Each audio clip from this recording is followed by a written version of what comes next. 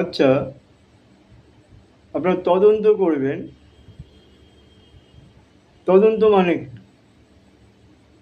সব কিছু চাক্ষুষ প্রমাণ রয়ে গেছে,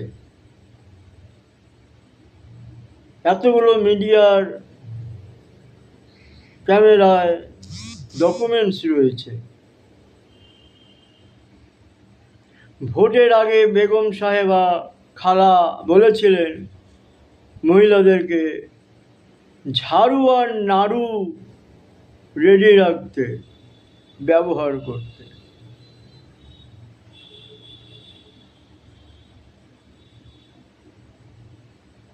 বলেছিল আমি আছি বলে তোমরা বেঁচে আছো, আমি না থাকলে একটা কমিউনিটি যদি জোট বেঁধে আসে, 1 সেকেন্ডে তোমাদেরকে 13টা বাজিয়ে দেবে।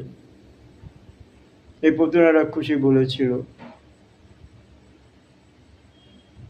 এই প্রতিমা রাক্ষসী অমিত শাহ সম্পর্কে বিরাট মিথ্যা কথা বলেছে এবং বাংলাদেশের সঙ্গে অশান্তি লাগাবার চেষ্টা করেছে, অশান্তি লাগিয়ে দিয়েছে।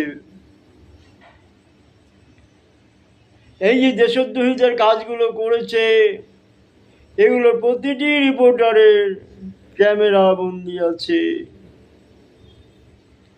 এরা মা বেটা শুধু দাঙ্গা লাগাবার চেষ্টা করে যাচ্ছে,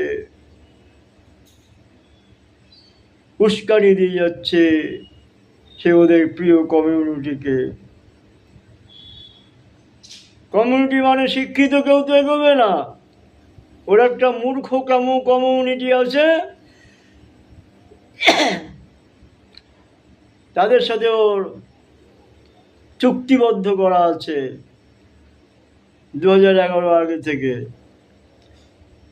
তোমরা সব এসে বাংলাদেশ থেকে এসে আমাকে জিতিয়ে দেবে, আমি তোমাদের জন্য পশ্চিমবঙ্গটাকে তৈরি করে দেব, জয় বাংলা করে দেব। ওরাও বলেছে করে দাও, তোমাকে প্রধানমন্ত্রী বানিয়ে দেব। ঘন্টু করবে।